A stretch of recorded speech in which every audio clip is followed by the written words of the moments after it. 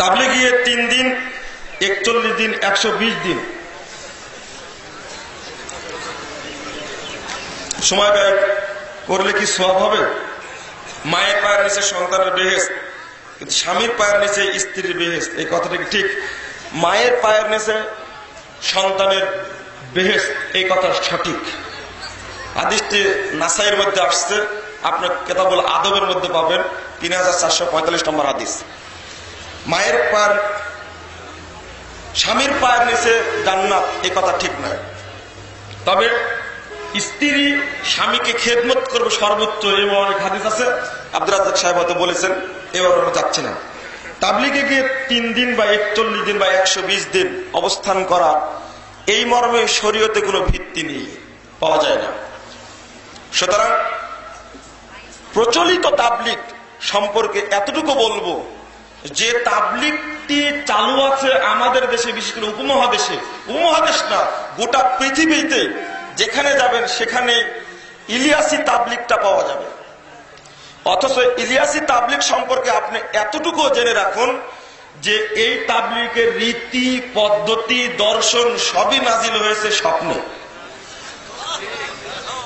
আপনাকে একটি কথা বলছি, ইলিয়াস সাহেবের নিজের বক্তব্য আছে, মালফুজাতে ইলিয়াস নামে একটি বই আমার কাছে আছে।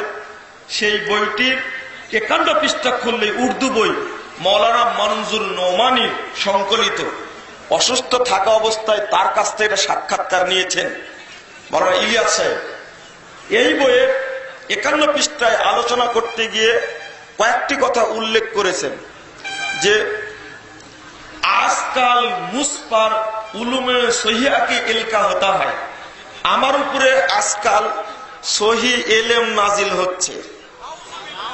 তাকে কৌশেষ কারো মুঝে নীंद জিয়াদা আয়ে, তোমরা প্রচেষ্টা চালাও আমার জন্য ঘুম বেশি বেশি হয়। খুশি কি वजह से नींद कम होने लगी, আনন্দের চোটে ঘুমটা কম হচ্ছিল। এই কথা বলার পরে তাকে ডাক্তার আর হাকিম সাহেব কি मशवरा से शेर पर तेल मालिश कराए। কবিরাজ আর ডাক্তারের পরামর্শে আমার মাথায় তেল মালিশ করানোর সিদ্ধান্ত নিলাম। তাকে জিয়াদা নীंद में तरक्की हो गई, যার কারণে আমার ঘুম বেশি বেশি হওয়া শুরু হলো। এর পরের কথা যেন আপনি ফরমায়া, তিনি আরো বলেন इस तबलीग का तरीका भी मुझ पर ख्वाब में मुनकाशिफ हुआ है। এই তাবলীগের তরিকাটাও আমার উপরে স্বপ্নে নাজিল হয়েছে। আচ্ছা বলুন, পৃথিবীর ইতিহাসে সর্বশ্রেষ্ঠ মুবাল্লিগের নাম কি? মুহাম্মদ সাল্লাল্লাহু আলাইহি ওয়াসাল্লাম। ইয়া আইয়ুহার রাসূল বাল্লিগ মা উনজিলা ইলাইকা।